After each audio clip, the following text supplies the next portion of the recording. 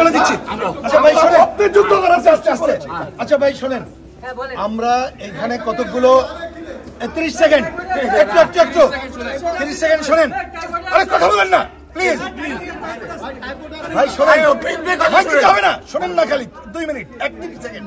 প্রথমত এইখানে বৈষম্য হয়েছে, এইখানে সাদত হোসেন সেলিম, মিজানুর রহমান তারা সহ অনেকে প্রতিবাদ করেছি আমরা। পরে এইখানে ঐক্যমত্য কমিশন এটা নোটেট করেছেন, আমরা বয়কট করতে চেয়েছি, যেহেতু ওনারা এটাকে নোট করেছেন এই জন্য আমরা এখন যাচ্ছি। আশা করব এটা 3টা জিনিস এইখানে জামাত ইসলাম। আচ্ছা সেলিম ভাই বলেন, 3 জন বলেছেন, সেলিম ভাই বলেন।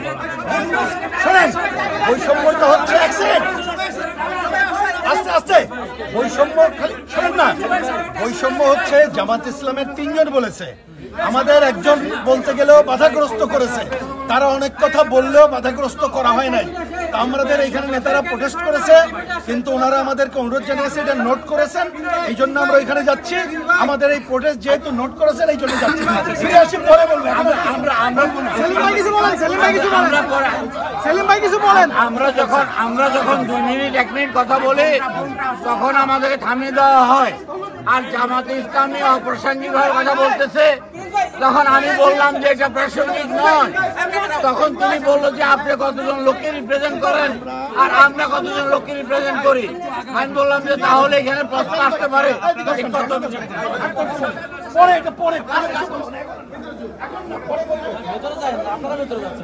এটাকে বয়কট করেছে।